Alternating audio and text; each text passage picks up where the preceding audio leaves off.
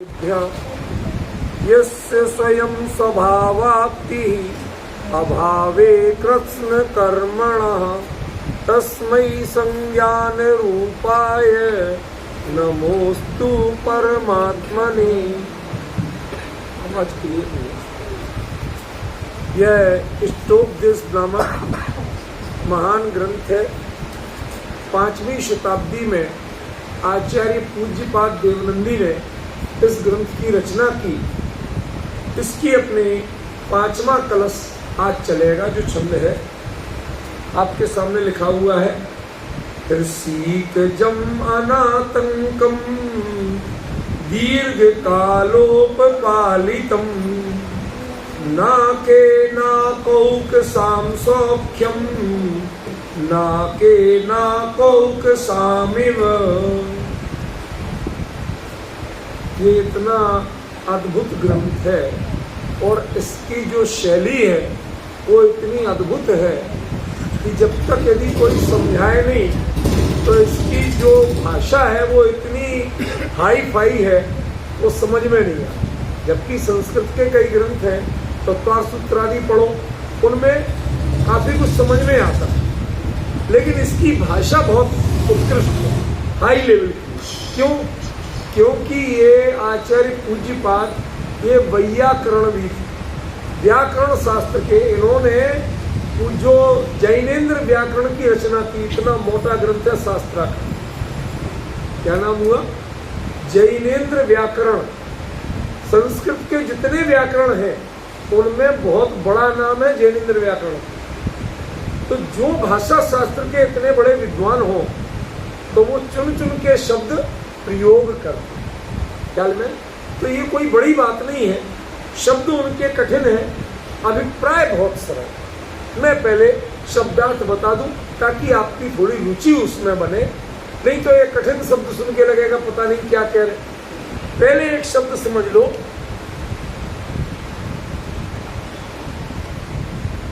अब किसी से भी पूछे, बच्चे से भी, तो वो घिन जैसा करेगा, लेकिन इसका अर्थ होता है स्वर्ग। इसीलिए मैंने कहा ना, एक एक करके आपको बताऊं तो अच्छा लगेगा। जब पहले शब्द तो पता चले, ठीक है ना। शब्द ही पता नहीं चलेगा तो कैसे करेंगे अर्थ, कैसे उसका मर्म समझेंगे। तो हम क्रम से आपको एक एक चीज दें। पहला शब्द नाक। आक जो शब्द है वो बीमारी, कष्ट या परेशानी का वाचक। जहां पर बीमारी नहीं होती, अभाव नहीं होता, कष्ट नहीं होता, इसलिए उसका नाम ना आक नाक। अब लोक में किस रूप में चलता है मैं इस बहस में नहीं पढ़ूंगा, वरना आपको भी थोड़ी सी घबराहट लगने लगेगी। लेकिन अब आचार्य ने लिखा है उस शब्द का अर्थ तो बताना पड़ेगा ना मुझे। मैं ऐसा तो नहीं कर सकता बताऊं ही नहीं, तो फिर बैठा काहे को, ये ग्रंथ लिया काहे को। तो चर्चा तो जब करेंगे तो आपको बताना पड़ेगा। देखो, हम लोक में एक पेड़ होता है जिसका नाम होता है आक, आकड़ा बोलते हैं। उसकी खूबी क्या है, कोई बताएगा? उसका यदि छू के आप आंख में लगा लो तो अंधे हो जाते, दृष्टि चली जाती। इसलिए उसको लोग अशुभ कहते, बुरा कहते, बच के रहो। वो दूध से निकलता है उस कोने पे, अकौआ। आपने बिल्कुल सही शब्द बोला, देसी शब्द अकौआ। कई राजस्थान में आंकड़ा भी बोलते। अब मैं इसके बारे में थोड़ा बताऊं कि आचार्य शब्द कैसे यात्रा करते हैं, कहां से कहां पहुंच जाते हैं, थोड़ी जानकारी दे। देखो, अब मेरे जैसा व्यक्ति बताए तो कुछ तो पता चलना चाहिए ना। आप आश्चर्य करेंगे कि इस पेड़ को, जिसको आप अशुभ मानते हैं, आचार्य मानतुंग ने 5 सबसे अशुभ पेड़ों में इसका नाम सबसे पहले लिखा। आपने सुना है? मंदार सुंदर न मेरु सुपारिजात संतान कादि कुसुमोत्कर वृष्टि रुद्धा। ये सब जब भगवान के समूह में जिनके फूलों की वर्षा हो, भले ही देवों के हो, वो हमारे सचित नहीं हो, मतलब अच्छे माने जाएंगे ना, हल्के तो नहीं माने जाएंगे। उनमें जो नमेरु बोलते हैं, इस नमेरु का नाम आंकड़ा है। सुनो, कोई जानकारी मिलना चाहिए, समझा भाई? देखो, यदि जानकारी नहीं मिलेगी तो मजा नहीं। आपको दुनिया की जानकारी आचार्य ने क्यों प्रयोग किया, यहां तक कैसे पहुंच गया वो शब्द, आपको पता चले। आप आश्चर्य करेंगे कि जब मैं तो वास्तुशास्त्र वगैरह भी जानता हूं, उसमें किसी जगह पर यदि आंकड़े का पेड़ लगा हो, कौआ का पेड़ लगा हो, तो वास्तुशास्त्र कहता है कि ये बहुत जगह शुभ है। ऐसा सुनने में अटपटा लगेगा, लेकिन मैं इतना विश्वास रखो अपने भाई पर कि जो बात कहूंगा ये जिनवाणी की गद्दी है, एक मात्रा भी गलत नहीं कहूंगा, अक्षर तो बहुत दूर की बात, समझे? और उसको क्यों कुसुम माना गया कि वो पेड़ जहां लगा हो, अपने लोक में कहावत चलती ना, नजर लग गई। सुनते रजनीश बाबू, ये शब्द तो चलता है ना, बच्चों को नजर लग गई, उसको जल्दी नजर लग जाती है, पता नहीं क्या क्या नजर आ गए। वो उसको संस्कृत में बोलते हैं दृष्टि दोष, माने उसकी नजर बहुत बुरी है, कहते हैं ना। तो दृष्टि दोष निवारक पेड़ माना जाता है, जहां लगा उस पर किसी की बुरी नजर नहीं पड़ेगी। इस कारण से उसको अच्छा माना। एक और जानकारी, ये सही है कि आंकड़े के पेड़, कौआ के पेड़ के दूध से आंख फूट जाती है, दृष्टि चली जाती है, लेकिन इसके पीछे एक और रहस्य भी। ठीक है, छोटी छोटी बातें हैं, पर आपको जानकारी दे रहा हूं। मेरे को तो आप एक शब्द क्या, एक अक्षर लिख दीजिए और उस पर 1 घंटा बोलवा लीजिए मेरे से। सुनो, भोगल में एक वैद्य जी अभी भी है, दीर्घायु, हम तो उनकी मंगल भावना करते हैं। वो हकीम मेहरचंद जैन के बेटे हैं, डॉक्टर सुभाष जैन। कोई जानते हो नहीं जानते हो वो आपकी मर्जी, लेकिन मैं सच्ची बात बता रहा हूं। उनके पास एक बार मैं बैठा था, उन्होंने कहा कि उनके दादाजी भी हकीम थे, वैद्य थे। तो उनके पास गांव का एक जाट का लड़का आता, उसकी आंख से नाम मात्र दिखाई देता था, जन्म से आंख खराब।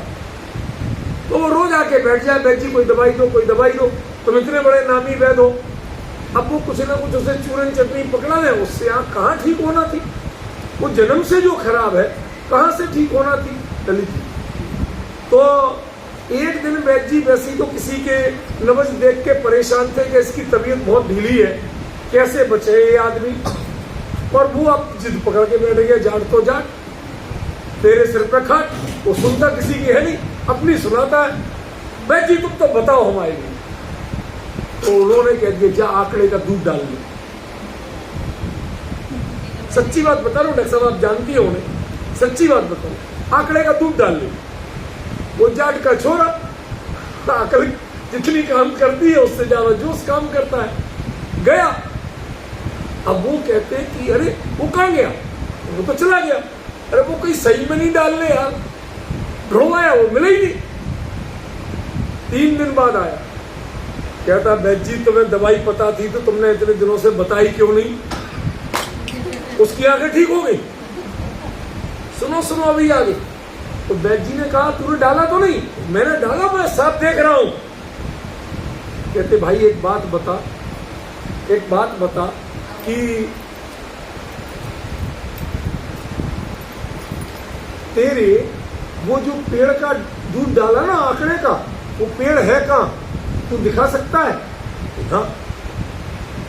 उन्होंने बताया कि वैदिक शास्त्र में कहा है कि यदि किसी जहरीले नाग कोबरा उसके फण के ऊपर, वो कहीं मरा हो, दबा हो, और उसके फण के ऊपर आंकड़े का पेड़ उगाए तो वह एक आंखों के लिए अद्वितीय अमृत बनता है, उसका दूध। उन्होंने ढूंढवाया, वहां गए, वो पेड़ से रस निकाला और फिर जो ऐसे मरीज मिले, कितने ही लोगों का इलाज किया, अब दोबारा ढूंढ के कहां से लाए सब कुछ। अब मेरा डिफरेंस समझ रहे? जो आंख फोड़ता है वो आंख बचाता है, जिसे अशुभ माना जाता है उसे शुभ भी माना जाता है, ठीक है ना। तो जो आंख कहते हैं नॉर्मली परेशानी को, आंख की बीमारी को, समस्या को, तो जो स्वर्ग में इंद्रियों की कोई समस्या नहीं हो, ना आंख खराब होगी, चश्मा किसी को नहीं लगे, ना कान खराब होंगे, ना नाक खराब होगी, कोई नाक कान गला ENT किसी डॉक्टर की जरूरत नहीं, हमेशा स्वस्थ रहे। समझ गए ना? इसलिए उसका नाम क्या पड़ा? ना आंख, जिससे बीमारी नहीं होती, जिसमें इंद्रियां खराब नहीं होती, जिसमें स्वस्थ रहते हैं सारे लोग, इसलिए उसका नाम क्या पड़ा? ना। थोड़ी जानकारी देना कभी कभी इसलिए जरूरी होता है कि आप लोगों को वाटर माने पानी जैसा मीनिंग तो बता दो, लेकिन आप वही कहते रहते, नाक तो हमारे यहाँ गंदी चीज को बोलते हैं और यहाँ पर स्वर्ग पता नहीं क्या क्या लिखते रहते। तो आपको थोड़ा सा बैकग्राउंड बताया तो आपको लगेगा कि नहीं, हम बहुत थोड़ा सा जानते हैं, हम शब्द को किसी अर्थ में प्रयोग करते हैं और परंपरा कुछ और रही, ठीक है ना। हिर्षिकम एक शब्द है, हिर्षिकम, हिर्षिकम शब्द है इंद्रियों का वाचक। हमारी 5 इंद्रियां हैं, कौन कौन सी है बेटा? स्पर्शन छू के जाने, रसना चख के जाने, घ्राण सूंघ के जाने, चक्षु देख के जाने और श्रोत्र कर्ण सुन के। बड़ा शॉर्ट है, स्पर्शन, रसना, घ्राण, चक्षु, कर्ण, इतने से में निपट जाता है सब, ठीक है। तो ये जो 5 इंद्रियां हैं, इन इंद्रियों के द्वारा जो कुछ भी सुख मिलता है, आत्मना तंकम, इससे जो अपने लिए इंद्रियों से दोनों चीजें होती, एक आतंक भी होता है और एक सुख भी मिलता है। नहीं आया? नहीं आएगा, अच्छा आएगा और बेहतर समझाऊंगा मैं। बैठ जाओ बेटा। क्या कहा? इंद्रियों से आतंक भी है और सुख भी है। कैसे?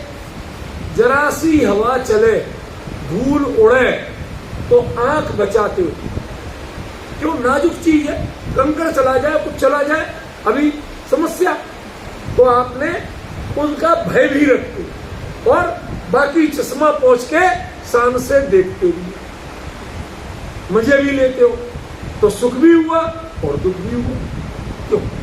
ये जो आधी आबादी बैठी है ना, इनके लिए खटाई, चाट पकौड़ी अत्यंत प्रिय है, समझ गए ना। अब उससे गला खराब होता है, लेकिन क्या करें, इस चटोरी जीव के स्वाद के लिए तो लेते हैं। अब दोनों चीजें, मजा भी आता है उसी मुंह में और कष्ट भी होता है उसी मुंह में, समझ गए। इसलिए इनको आतंक शब्द कहा साथ में, कि इससे इंद्रियों से आनंद भी है और इंद्रियों का आतंक भी है। इनके विषयों की पूर्ति करोगे तो आपको खतरा लगातार बना हुआ। एक और चीज होती है, एक और इंद्रिय है कान। कोई यदि इसमें कोई मंत्र फूंक जाए तो जिंदगी नरक। बताओ, हमारे बुंदेलखंड की घटना बताता हूँ सही सही। गांव में ठाकुर होते थे, तो वो भी बुजुर्ग हो गए। अब वो जमींदारी रही नहीं, राजशाही रही नहीं, सामान्य रह गए थे। अच्छा, मेहनत करने की आदत नहीं, कमाए काहे से, तो ऐसे ही रहे। अब मजे की बात क्या हुई कि गांव में जो नगर सेठ था बनिया, उसकी बेटी की बारात आई। अब बारात आई, लेकिन उसने, सेठ भूल गया कि वहां बुजुर्गों को दाऊजू बोलते, कि दाऊजू को भी निमंत्रण देना वो भूल गया, मुनीम नहीं दिया। अब उन्होंने कहा इतनी हिम्मत सेठ की, कल तक हमारी ड्योढ़ी पे मतलब दरवाजे पर नाक रगड़ता था और आज इतने पैसे वाला हो गया, इतनी अकड़ कि इसने लड़की की शादी में नहीं बुलाया। अभी देखते अकल ठिकाने लगा। तो जहां जनवासा बोलते, जैसे आजकल के आप बैंक्वेट हॉल बोलते ना, पुराने गांव में जनवासा जहां बारात रुकती, तो वो अपनी लाठी देखते हुए धीरे धीरे वहां पहुंच गए। जाके बोलते भाई कौन से गांव से आए हो? उन्होंने बता दिया फला गांव से आए। कहते अरे मैं तो समझता था उस गांव के लोग समझदार होंगे, लेकिन वो तो निरे मूर्ख है। तो क्यों, क्या गलती होगी? तुम शादी करने आ गए, लड़की के पेट है। खाने में चली गई बात। अब वो तो निकल लिए। अब यहाँ बरातियों में आपस में चर्चा, बारात लौटने को तैयार। सेठ पूछे भाई चक्कर क्या हुआ? कहते आपके तो गांव के लोग ऐसा ऐसा कह रहे। तो कैसे थे वो? उन्होंने उनकी हाइट, हेल्थ, उम्र थोड़ी बताई। अरे तेरी दाऊजू को न्योता देना भूल गए। अब वो सेठ गया, दाऊजू मुनीम की गलती है, नालायक है, ऐसा है वैसा है, कह के आप पधारो, जीमो, आपके लिए भेंट भी है। सब हो गया। अब दाऊजी ने आराम से पूंछों पे ताव दिया, पेट पे हाथ फेरा। अरे दाऊजी अब बीमारी दूर भी तो करो, जो कान में मंत्र फूका है। कहते भी कर देते हैं। फिर गए घूमते हुए वही। कहते मैं तो सोचता था कि इस गांव के लोग कहते ये तो मूर्ख है, ये तो वास्तव में मूर्ख निकले। क्यों? सिर्फ बिना पेट की लड़की कोई आज तक देखी है तुमने?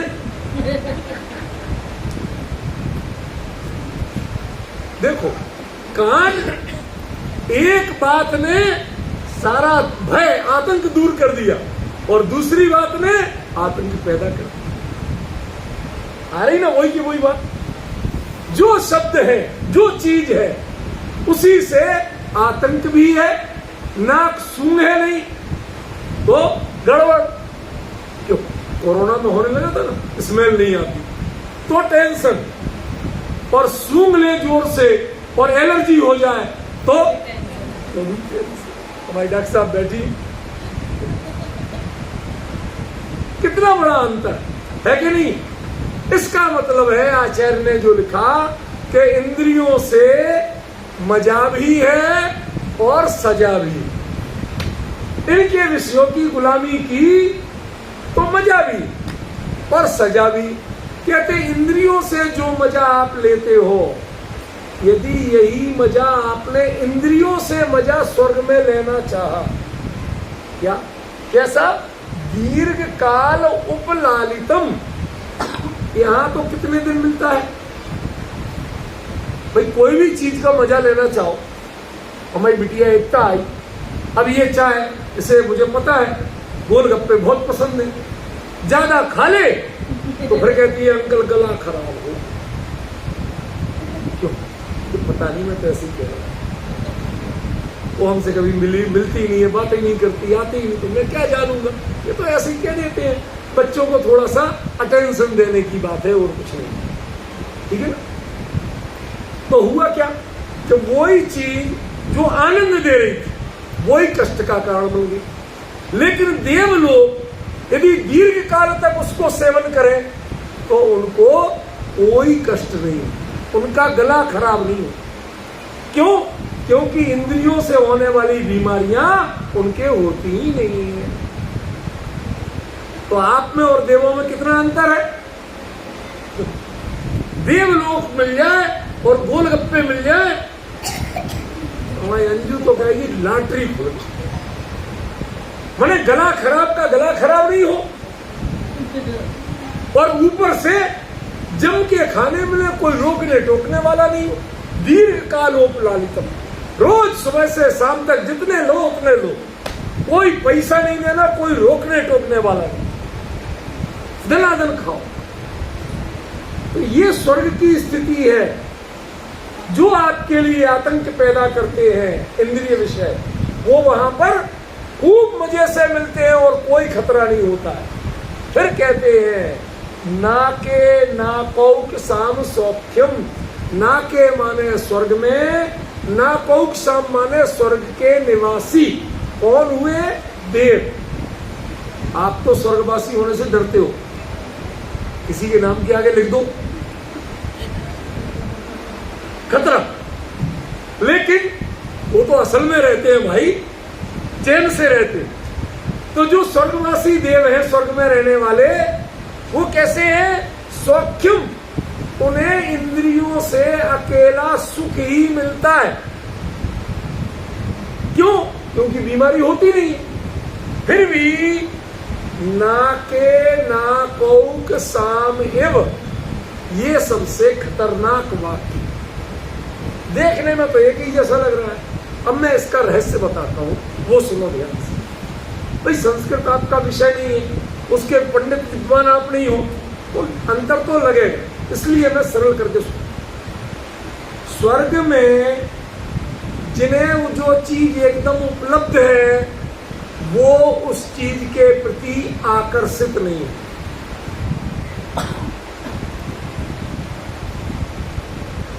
जो गरीब है उसके लिए पूड़ी, पराठा, हलवा बड़े चार्मिंग डिशेज है, डिशेज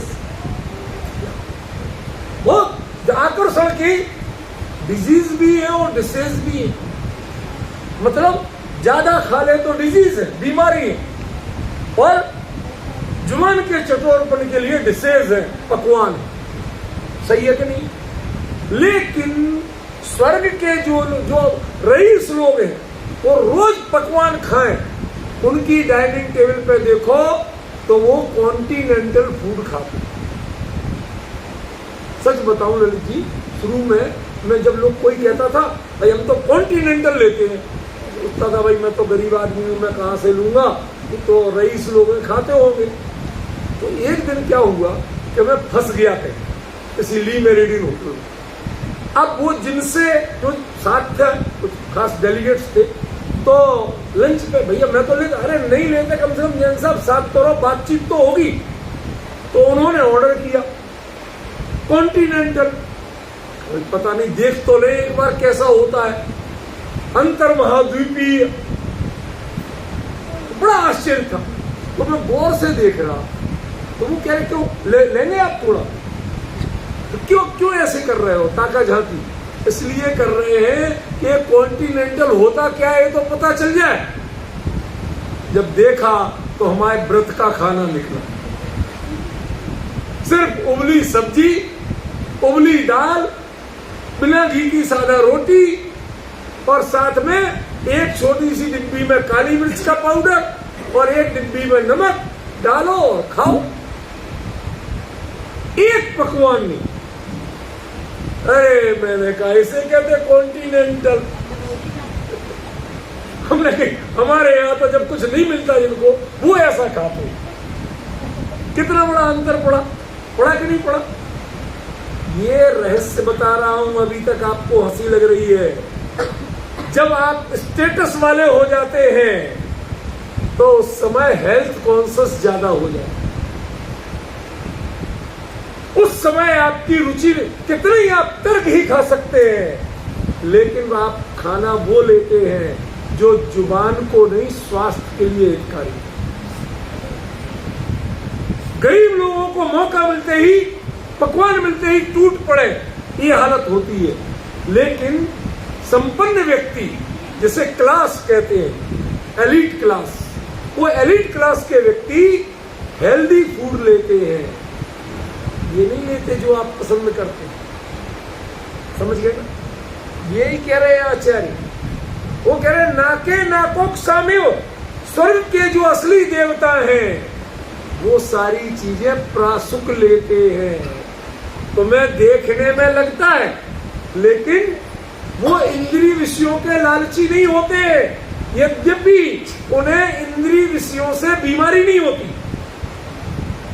आपको हो जाती, उन्हें नहीं होती, पर उनकी मानसिकता एकदम भिन्न होती। एक बात बताओ, तीर्थंकर का जीव यदि स्वर्ग में होगा तो क्या होगा? लड्डू कचौड़ी खाने में मस्त रहेगा? बताओ, आप स्वर्गों का क्रम जानते हैं? स्वर्गों के बारे में कुछ जानते हैं? नहीं जानते तो आज आपको बताता हूं। डॉक्टर साहब आप दंग रह गए। जितने नीचे के स्वर्ग हैं, लोअर ग्रेड के, उनमें 5 इंद्रिय के विषयों का सेवन किया जाता है। ज्यों ज्यों स्वर्ग की ग्रेड बढ़ती जाती है, आयु बढ़ती जाएगी, लेकिन विषयों का सेवन घटता जाएगा। यहां तक की एक स्थिति ये आती है, जो अनुत्तर विमान, समझ में है ना, सर्वार्थ सिद्धि आदि, उनमें 33 सागर तक सिर्फ तत्व चर्चा करते हैं, ना किसी की ओर देखते हैं, ना खाने पीने की सोचते हैं। खाते पीते नहीं, ये इंपॉर्टेंट नहीं डॉक्टर साहब, सोचते तक नहीं, आपस में बातचीत में भी नहीं लेते। बातचीत भी करेंगे तो सिर्फ तत्व की करेंगे, शास्त्र की करेंगे, आत्मा की करेंगे, दूसरी चर्चा नहीं करेंगे। समझिए भाई, ये ग्रेड बढ़ रही है। जितने छोटे हैं उतने इंद्रिय विषयों के लालची, जितने बड़े होते जाएंगे इंद्रिय विषयों से दूर होते जाएंगे। छोटों की आयु कम है, उनमें सब बराबर नहीं होते, लेकिन जितने बड़े होते हैं उनमें सभी बराबर होते हैं, कोई छोटा नहीं। इंद्र, सामानिक, पारिषद, आत्मरक्ष, लोकपाल, अनीक, ये जितने जो भेद हैं, ये 10 प्रकार हैं। ये किसमें पाए जाते हैं? छोटे ग्रेड के स्वर्गों। कोई राजा है, इंद्र है, तो कोई द्वारपाल। लेकिन जो ऊपर के टॉप ग्रेड है, उनमें सभी अहमिंद्र होते हैं, सभी राजा होते हैं, छोटा कोई नहीं हो। और वो सब मिलके सिर्फ तत्व चर्चा करते हैं, वो इंद्रिय विषयों का सेवन नहीं करते। ना के ना कौक शाम हो। एक बात बताओ, छोटी सी बात, आपको कभी रोल मिल जाए अरबपति का, किसी पिक्चर में या किसी मंच पर रोल करना, अभिनय करना, एक्टिंग करना, ठीक है? अब सुनना जरा मेरी बात। आपको अरबपति का रोल करना है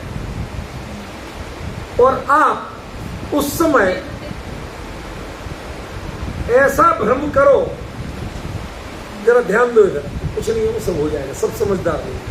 सुनो, कोई जो अरबपति का रोल कर रहा है, वो डायरेक्टर से कहे कि साहब जरा जल्दी कर दो, मेरी 26 नंबर बस छूट जाएगी। क्या डॉक्टर साहब, रोल किसका करना? अरबपति का। जो IAS वगैरह बनते ना, इनके इंटरव्यू में ऐसा होता है, वो जानबूझ के पेपर वेट उठा देते, 2 कागज उड़ गए। अब वो देखते सामने वाला क्या करता है, यदि वो झुक के उठा के रख देगा, आप फेल। इसलिए नहीं, आप एक अधिकार, ऑफिस के अधिकारी बनना है, तो जो जूनियर है, जो सबॉर्डिनेट्स है, उनसे काम क्या लोगे?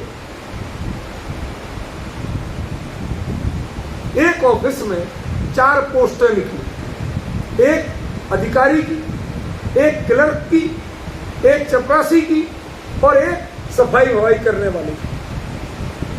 ऑफिस था छोटा ही। एक व्यक्ति का अधिकारी के रूप में सिलेक्शन हो गया। अब सिलेक्शन होने के बाद उससे कहा, अब तुम अधिकारी हो गए हो यहाँ के, तुम भी बैठो इंटरव्यू में। अब किस किस का इंटरव्यू होना है? कहीं क्लर्क चाहिए, कहीं वो क्या करेगा, तो फाइलें वाइलें व्यवस्थित रखेगा, कागज लगाएगा, अकाउंट मेंटेन करेगा।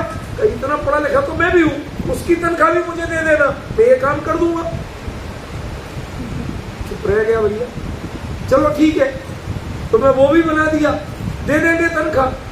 फिर कहा कि चपरासी, तो वो भाई पानी वानी पिलाएगा, चाय पिलाएगा, बना के लाएगा। मैं बनाना जानता हूं, मैं ही बना लूंगा, उसकी तनख्वाह भी मुझे दे देना। कोई और सफाई वाला, वो आके झाड़ू लगाएगा, तो सुबह सुबह 10 मिनट पहले आ जाऊंगा, यहाँ कोई आता तो है नहीं, मैं ही लगा लूंगा, उसकी तनख्वाह भी मुझे दे देना। तो भाई अब तू चपरासी बनने लायक है, तू अधिकारी बनने लायक।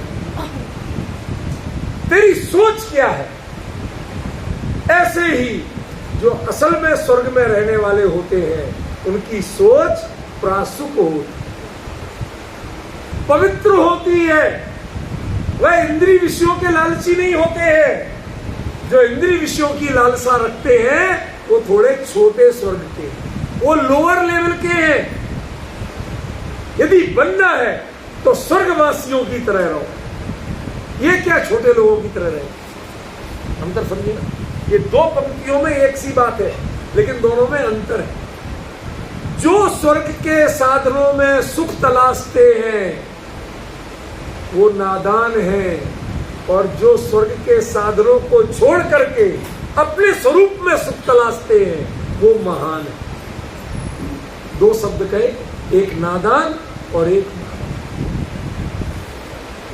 साधन तो मिलेंगे, साधन तो मिलेंगे, लेकिन साधन मिलने के बाद यदि आपने उन साधनों में सुख तलाशा, आपकी क्वालिटी डाउन। इसलिए यदि वास्तव में सच्चे स्वर्ग वाले कौन हैं कि जो स्वर्ग के साधन मिलते हुए भी एक भी साधन का यूज नहीं करते। मैं एक एग्जांपल देता हूं आपको, बहुत सरल और बहुत बढ़िया। भगवान के दीक्षा कल्याणक में एक देव आते हैं, उनका नाम क्या है कोई बताएगा? आपके लिए नहीं कह रहा हूं, लोकांतिक। भाई और लोग भी समझदार हैं, पढ़े लिखे हैं, ऐसा नहीं है। लोकांतिक देव, उनका नाम लोकांतिक क्यों पड़ा भैया?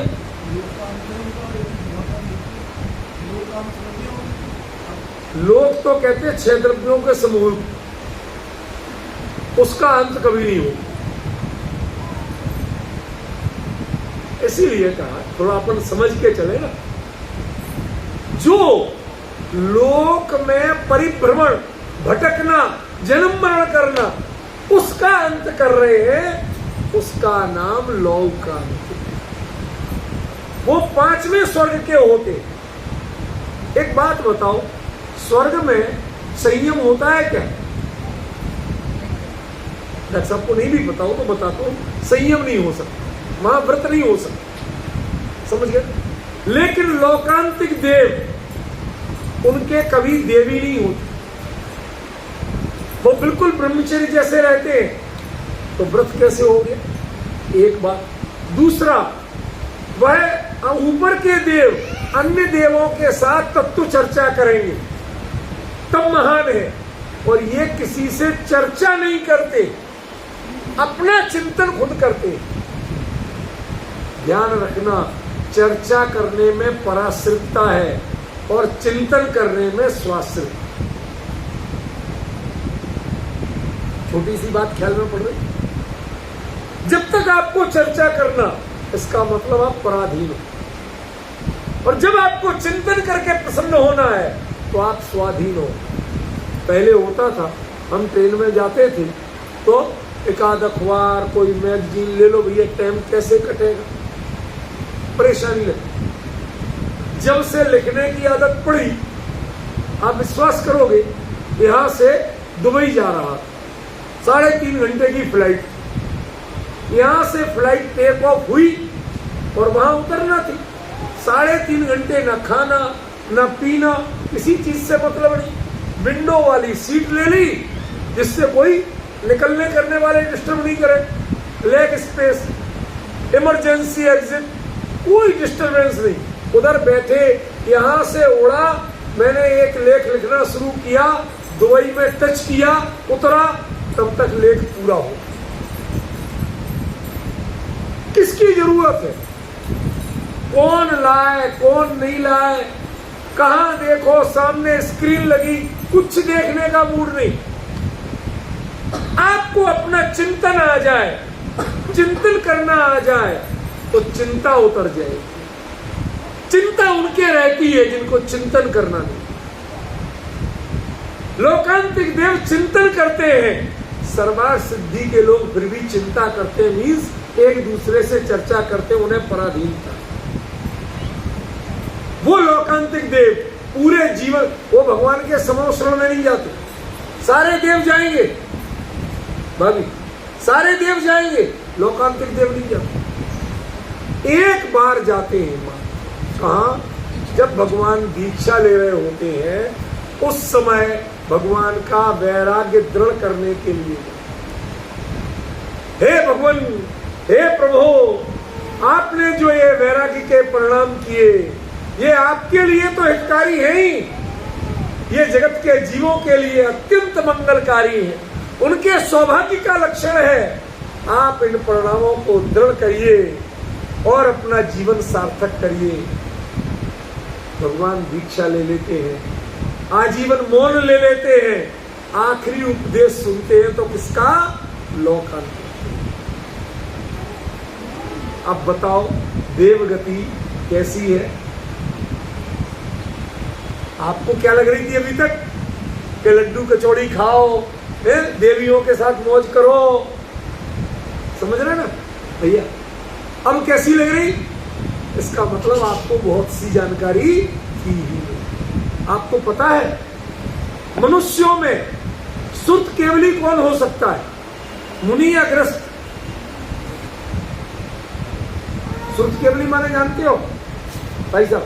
नहीं जानते तो पूछा करो ना यार, ऐसे कैसे काम चलेगा?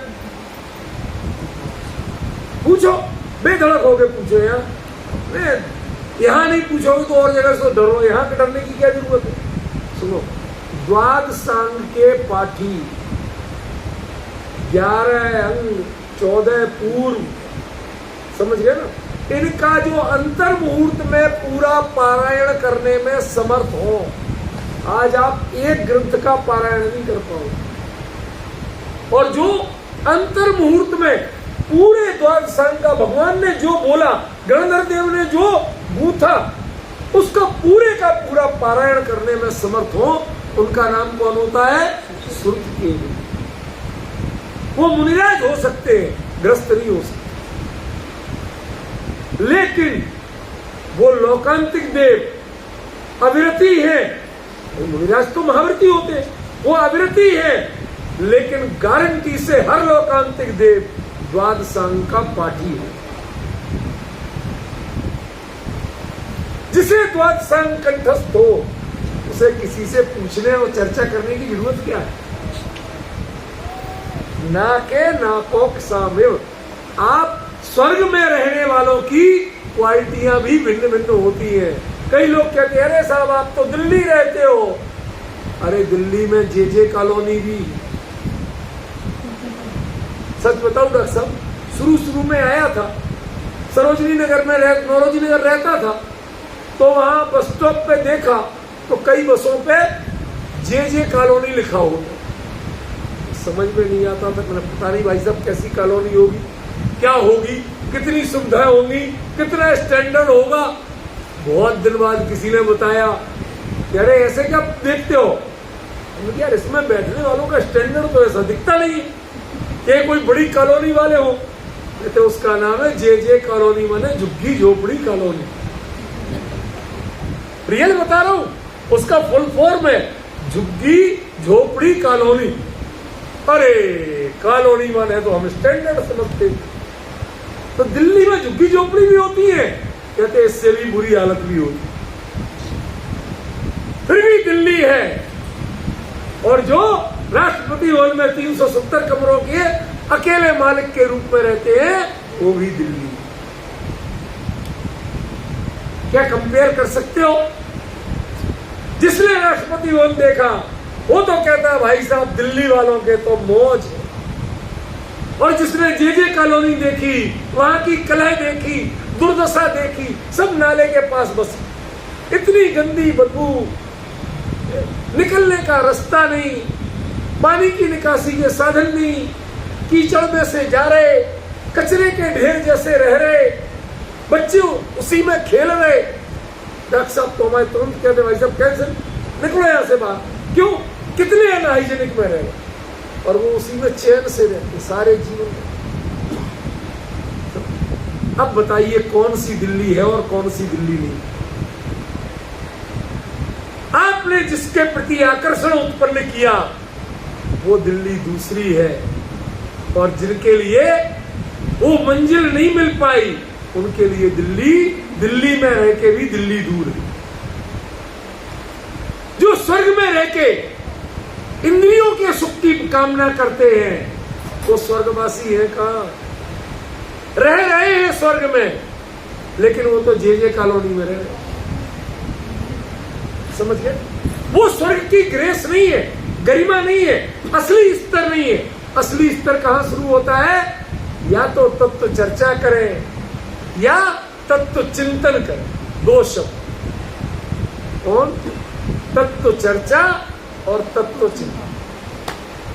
इसके अलावा खाना नहीं, पीना नहीं, किसी की जरूरत नहीं। समझ रहे ना?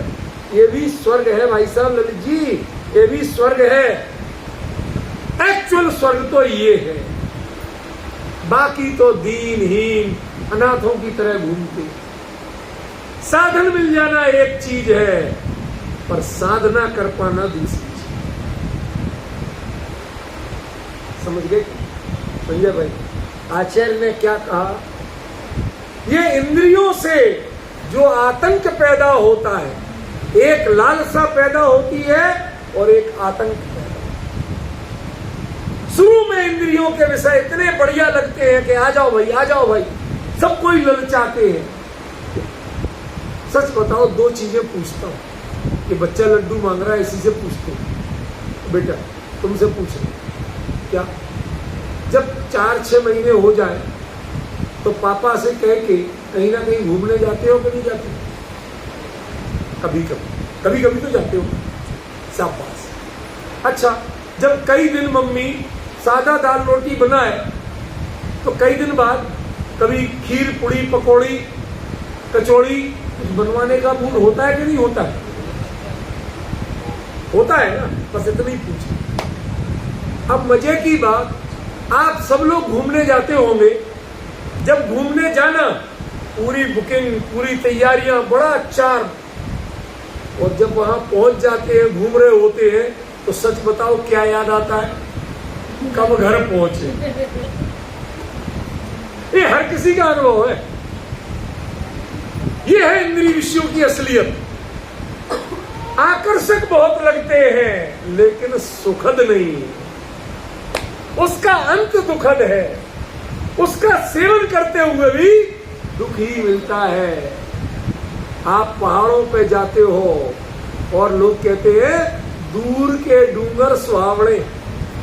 राजस्थानी में कहावत चलती है, डूंगर माने पहाड़। जो डूंगरमन होते हैं ना, वो कौन है?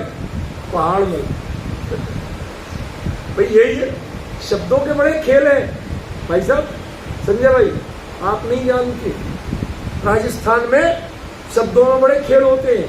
वहां चलता है कंवर जी, तंवर जी, भंवर जी, ऐसे नाम चलते हैं ना। इनकी असलियत क्या है बता सकते हो? कंवर जी वो कहलाता है जिसका बाप जिंदा हो, तंवर जी वो कहलाता है जिसका दादा भी जिंदा हो, और भंवर जी वो कहलाता है जिसका परदादा जिंदा हो। अब यहां तो कोई भी भंवरलाल है, कोई भी कुंवर सिंह है। आप जानते ही नहीं है, आपने अपनी परंपरा भूल गए, शब्दों का मर्म भूल गए। शब्द वही है, ये फैक्ट बता रहा हूं आपको संजय भाई। कंवर जी, तंवर जी और भंवर जी, अब आज वो नाम रह गए हैं। पहले ये उपाधि थी जिनके घर में शोभा। आज भी आपको पता नहीं है, जो अपने पंचकलक वगैरह होते ना, उसके जो बहुत मंगल विधि करना होती है, किससे करवाई जाती है?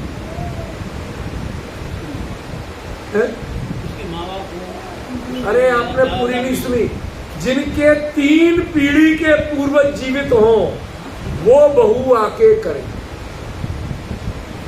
जिसके अपने सास ससुर, उनके भी माता पिता और उनके भी माता पिता 3 पीढ़ी जीवित हों, वो आके भगवान का चौक पूरे। समझ सकते हो आप? इसका मतलब क्या है? उसने अपने जीवन में कभी दुख नहीं देखा। मृत्यु नहीं देखी, अभाव नहीं देखा। That's all। क्या चेंज हो रहा है, समझ गए? वो इसलिए नहीं कि उतने जीवित है, उसका मतलब कुछ और है। ये अभावों में नहीं जिया है, इसके साथ यदि आप डील करोगे तो ये तुम्हारा पैसा नहीं मांगेगा, बेईमानी नहीं करेगा। समझ गए ना? हमने ऐसे लोग भी देखे,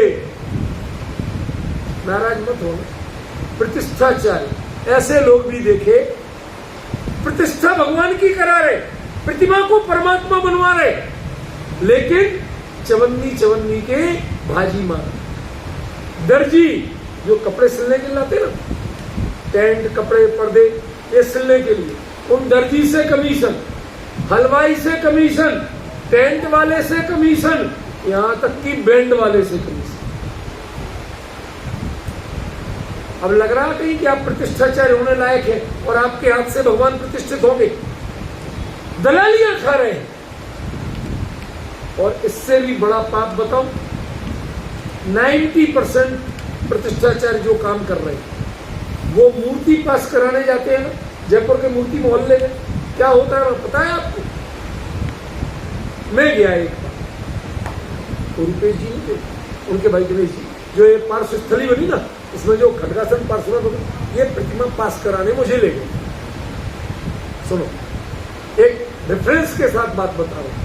वहां गए, नाटा मूर्ति म्यूजियम, इतना बड़ा नाम है, वहां गए तो वो कहता, अरे कौन है आपके प्रतिष्ठाचार्य? तो नहीं, लेकिन हम पास ये करें। तो उन्होंने कहा, देखो साहब कितना बढ़िया पाषाण है, कितनी बढ़िया मूर्ति बन रही। मैंने कहा ये तो ठीक है, मैं एक धागा दूं।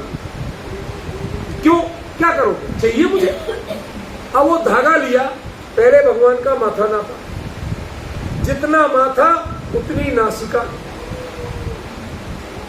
जितनी नासिका से माथे की दूरी उतनी आंख के इस कोने की दूरी और इस कोने की दूरी, उतनी नासिका से ठुड्डी की दूरी, उतनी कान के इस लब से इधर की बराबर दूरी। अब जो नापने लगे, नाथा जी के चेहरे से यो पसीना बह। कहते भाई किसको ले आए? वो कहते पंडित जी जरा इधर आओ। कौन पंडित जी? काहे के पंडित जी? मैं तो यूनिवर्सिटी का प्रोफेसर हूं, मैं कोई पंडित जी नहीं हूं, मुद्दे की बात करो। अरे आपसे एक मिनट बात करना है, अपना कार्ड तो दो। ये लो, कहते एक बात करना है। क्या? अरे जो आप कहोगे आपको दे देंगे, पास कर दो, आप तो फेल करने पे जुटे हुए। मेरा पॉइंट समझ रहे आप? बाकायदा मूर्तियों को जो शास्त्र प्रमाण नहीं है, उनको शास्त्र प्रमाण बताने के लिए जितने की मूर्ति उतने 50% दलाली ले। ये विडंबना। क्या ऐसे भाव वालों के हाथों भगवान प्रतिष्ठित होंगे? क्या इनके हाथों प्रतिमा परमात्मा बनेगी? प्रतिष्ठाचार्य क्या होते हैं और ये कौन है? आज जितने बदनाम हो गए, ऐसे ही स्वर्ग में देव वो होते हैं कि जो तत्व चर्चा करते हैं या चिंतन करते हैं, जिन्हें इंद्रिय विषयों की जरूरत नहीं है, सब कुछ सुलभ है पर जरूरत नहीं है। एक देव वो है और एक देव ये। एक प्रतिष्ठाचार्य वो थे पंडित नाथूलाल जी शास्त्री, नाम सुना है? इंदौर के थे पंडित नाथूलाल जी शास्त्री। आप जाओ अहिंसा स्थल दर्शन करने, प्रतिमा जी की प्रशस्ति में नाम लिखा है। अहिंसा स्थल के भगवान की प्रतिष्ठा अपने हाथों से कराई थी उन्होंने, और जितने दिन रहे उतने दिन प्रेमचंद जी साहब हाथ जोड़ जोड़ के रह गए। कहते नहीं, हमारे साथ आए हैं, हम अपने साधन लाए हैं, अपना भोजन बना के करेंगे, तुम्हारा भोजन भी नहीं करना, और कुछ लेना देना तो बहुत दूर की बात। अब डिफरेंस समझ रहे हो? अब क्या कहोगे? एक प्रतिष्ठाचार्य वो थे और एक प्रतिष्ठाचार्य ये। एक देव वो थे स्वर्ग वाले और एक स्वर्ग वाले देव ये हैं। ये डिफरेंस क्या है? जो इंद्रिय विषयों की लालसा करते हैं वो तुच्छ हैं, और जो इंद्रिय विषयों को छोड़कर आत्म तत्व की चर्चा या चिंतन करते हैं वो श्रेष्ठ। संजय भाई, क्लियर हुआ? क्लियर हुआ? आचार्य ये बता रहे वो तो सुख है, वो तो सुख है। ये कोई सुख है कि तुम इंद्रिय विषयों में ढूंढ रहे हो? नाराज नहीं हो तो एक बात कहूं, नाराज मत हो ना। देखो पहले मैं आपसे शर्त लगा रहा हूं, एक बात बताओ, जो आपको शादी में सजा के प्लेट में जो दिया जाता है उसका जो रसगुल्ला है, और यदि वो जूठन बच जाए तो उसकी मिठास और स्वाद में कुछ अंतर होता है क्या? तो लोगे क्या? अब मैं जो क्या कहना चाहता हूं, डिफरेंस समझ में आ रहा है? जैसे जो मनुहार करके अच्छे से अच्छा पकवान दिया जाए उसकी जो इज्जत है, वो जो प्रशंसनीय है, वही पकवान यदि जूठी प्लेट का हो तो स्वाद भले ही वही होगा, पर आप निंदनीय होंगे कि नहीं होंगे? अरे आप स्वर्ग के देव बने हैं, तीर्थंकर के जन कल्याणक में जाइए, भगवान के समोसरण में जाइए, भगवान की वाणी सुनिए। आपके लिए हर जगह प्रायोरिटी है, आपकी जगह रिजर्व है, आपको जाने के लिए विमान उपलब्ध है, किराया नहीं देना, किसी से छुट्टी नहीं लेना। डिफरेंस समझ रहे संजय भाई? इतने साधन उपलब्ध हैं, पर आप वो काम नहीं करके, वो काम छोड़ के कर क्या रहे हो? ये जूठन खा रहे। एक और बात बता दूं, फिर से कह रहा हूं नाराज में, समूह शरण में जाने का मौका मिले तो समूह शरण में 2 कैटेगरी होती है। सुनो ध्यान से, समूह शरण में 2 कैटेगरी होती है। एक जो भगवान की 12 सभा वाली, और एक 12 सभा से पहले लगभग 12,000 सीढ़ियों की दूरी, इतनी ऊंचाई, चारों ओर कल्प वृक्ष होती, नाट्यशालाएं होती है, नृत्यशालाएं होती है, एक से एक सुंदर नर्तकियां नृत्य कर रही, एक से एक सुंदर सुंदर नाटक हो रहे। कल्प वृक्ष ऐसे भूषणांग कल्प वृक्ष जिनसे जितने चाहे गहने मांग लो, फ्री में मिलते। रूबी क्या? विदाउट एनी जीएसटी, जीएसटी तो दूर, पैसे नहीं लगते, फ्री में और इंस्टेंट। एक भोजनांग कल्प वृक्ष, क्या संजय भाई? भोजनांग, जो भोजन जो मांगना, वस्त्रांग कल्प वृक्ष, जो कपड़े मांगना, सब मिलता है। लेकिन ध्यान रखना, जो इनके लालच में पड़ते हैं, इनके पास जाते हैं, उन्हें कभी भगवान नहीं मिलते। वो भगवान के समूह शरण में, उस धर्म सभा में नहीं पहुंच पाते हैं, उनके उपदेश नहीं सुन पाते हैं। ये बड़ा अंतर है। जो इनका लालच छोड़ते हैं वही भगवान के पास तक। डॉक्टर साहब डिफरेंस ख्याल में आ रहा है? आचार्य कहना क्या चाहते हैं? यदि तुम बाहरी सुख की लालसा में पड़े तो तुम स्वर्ग को नहीं जान पाओगे। स्वर्ग किसे क्यों मिला? गरीब के पास पैसा नहीं, नौकरी करता है इसलिए मंदिर से जल्दी जाता है, फैक्ट्री मालिक इसलिए जाता है, अरबों है। अरे साहब वो नौकर चाकर आएंगे नहीं टाइम से, वो नौकर चाकर की नौकरी करते। खेद है, धिक्कार है, क्या फायदा तुम्हारे इतने साधन? करे नौकर चाकर मैनेजर देखे, तुम 3 लोग के नाथ के दरबार में खड़े होके शांति से पूजन करो, शांति से स्वाध्याय सुनो, 10 दिन के लिए सारे विकल्प छोड़ दो। इतने योग्य, इतने समर्थ होते हुए भी यदि तुमने इन्हीं विषयों की गुलामी की तो तुम्हारा धनी होना व्यर्थ। क्या तुम्हें स्वर्ग का देव होना व्यर्थ है? तुम तो आतंक में जी रहे हो। क्यों? आपको पता है आज सुबह सिद्ध पूजन की थी, जयमाला पड़ी थी, क्या आया था उसमें? स्मृति क्या आया था बेटा, बताओगे?